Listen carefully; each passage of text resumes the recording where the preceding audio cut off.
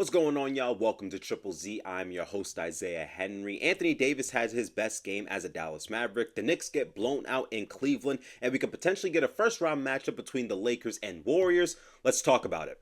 Wednesday night, Anthony Davis leads the Mavericks past the Hawks 120 to 118. Anthony Davis, 34 points, 15 rebounds, 5 blocks, sinks the game-winning shot, a running floater to take a 2-point lead with 3.4 seconds left in the final quarter. More importantly, during Atlanta's final possession, Anthony Davis switches out to Trae Young, and Anthony Davis, being one of the best defenders in the world, was able to stay in front of Trae Young, forcing him to take a high-arcing three-point shot. AD contests the shot without fouling, ball doesn't touch the rim, and the Mavericks roll out a win. The level of excellence we saw from AD on both ends was remarkable, calling his own numbers, scoring on the low block, facing up, hitting mid-range jumpers, rolling to the rim, spacing the floor, executing on those big-to-big lobs, whether he's the receiver or throwing the lob himself, diving on the floor for loose balls. He looked amazing out there.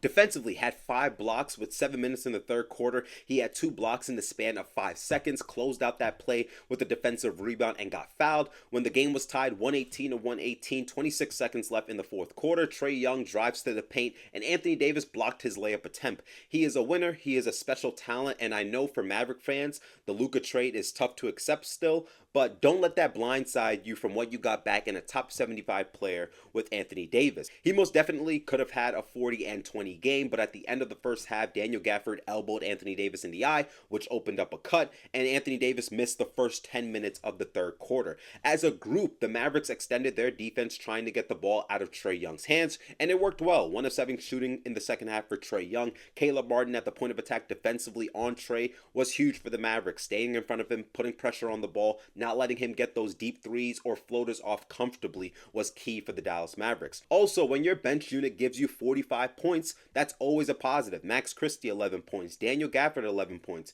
Caleb Martin 8 points, Jaden Hardy 13 points, Kai Jones 2 points. Anything that's able to add more to the box score, it's always going to be a positive. The Mavericks right now are 2.5 games above the Kings for the 9th seed. You work with what you got if you're in Dallas. The Knicks are now 0-8 against the top 3 teams in the league. They've lost twice to OKC, 3 times to the Celtics, and now 3 times to the Cavaliers, giving up a 15-point lead on the road in Cleveland, 124 to 105.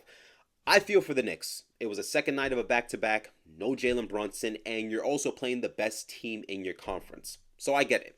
With that being said, if you're a Knicks fan or even a Knicks player, you have to be honest with yourself and understand this is not your year to win a championship because you're a tier or 2 below the Cavs, the Celtics, and OKC, all championship level teams, and there's nothing wrong with that. When the front office gave up 5 first-round picks for Mikal Bridges, signed OG Anunoby to a max deal, traded for Karl Anthony Towns, and Jalen Brunson being extremely generous, taking a $113 million pay cut, what that said to the players, coaches, and fans is that the Knicks see themselves holding up the Larry O'Brien trophy within the next 5 years. I was someone who saw a world where the Knicks had the number 1 seed in the East, made a conference finals, had a slight chance of making the NBA finals depending on, that conference finals, whether it was against the Cavaliers or the Boston Celtics. Brunson, the year before, was All-NBA, finishing top 5 in MVP voting. Mikal Bridges and OG Anunoby were going to be those wing defenders to match up against a Tatum and a Jaylen Brown. Karl Anthony Towns brings a different dynamic offensively with his floor spacing, his ability to shoot the outside shot. Josh Hart is the connector, the glue guy that can do a little bit of everything for this team. Deuce McBride can excel off the bench, Mitchell Robinson can anchor the defense, and Tom Thibodeau being relentless with his game planning. I had hope for the New York Knicks. But when it comes down to it, they just can't compete with the better teams in the NBA. 12-19 versus teams 500 and above. The games against Boston and Cleveland aren't even close. It's always a blowout. I went to a Knicks versus Celtics game back in February, and Boston for majority of that game was in control. They had a 27-point lead, but the Knicks started to make a run in that third quarter and brought it within a few possessions in the fourth. But then you start to see the weaknesses of the New York Knicks, where teams hunt Karl Anthony Towns and Jalen Brunson in the pick and roll. Karl Anthony Towns is getting into foul trouble. I thought the Knicks in that game specifically were way too comfortable switching. They don't have the personnel to switch that comfortably. The Knicks have taken a step back defensively. They were 9th last season in defensive ranking, and now they're 13th in defensive ranking this year. Isaiah Hartenstein goes to OKC. Dante DiVincenzo gets traded traded to Minnesota, and Mitchell Robinson has been injured for pretty much majority of the season. They took strides offensively, being top 5 this season, but they don't have that defensive backbone, which puts them out of the conversation of making it out of the Eastern Conference. Also, when you can't rely on your bench unit, Knicks being dead last in bench scoring, it shows how incomplete you are as a team. And the Knicks are in the second apron, so their moves will be limited come off-season time, and they have to extend Mikal Bridges pretty soon. But this year is not a championship season for the New York Knicks. Thursday night, Brandon Podziemski and Steph Curry combined for 65 points, defeating the Los Angeles Lakers 123-116. The last 5 minutes of this game was wild. Both teams playing small ball lineups. Steph, Kuminga, AirPods making timely shots. Draymond Green blowing up plays defensively. Austin Reeves tapping into God mode, hitting 4 threes in the final 5 minutes to keep the Lakers within striking distance. Kevin Harlan is calling the game. He's going crazy, saying good, good, good after somebody hits a crazy three. With 36 seconds left in the fourth quarter, LeBron gets a steal in the backcourt. Lakers are down 121-116. LeBron gets the steal in the backcourt. He kicks it out to Austin Reeves on the wing. And the way how Austin Reeves was playing in the clutch, he should have probably taken the shot just to test his luck, but he ends up swinging it to Dorian Finney-Smith, and he misses the three, and that's pretty much ball game right there. These matchups between the Lakers and the Warriors never disappoint. I feel like I'm always guaranteed a great game that's competitive, high stakes, and LeBron James and Steph Curry never disappoint in their duel against one another. It's absolute cinema. And this is the Warriors' first win versus the Lakers this season.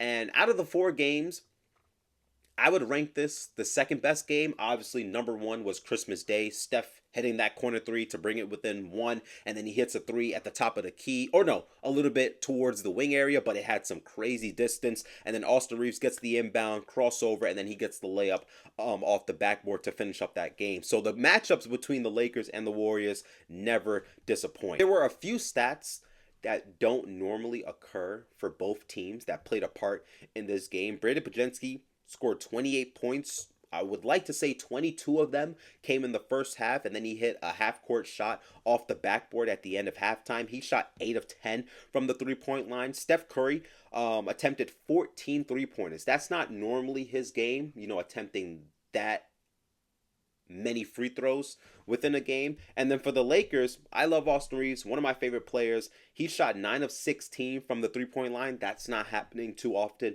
in a basketball game. And Luka Doncic said it, his performance against the Warriors was unacceptable. He will be better the next game. Shot 16 of 17 from the floor, 0 of 6 from 3 while being a -3.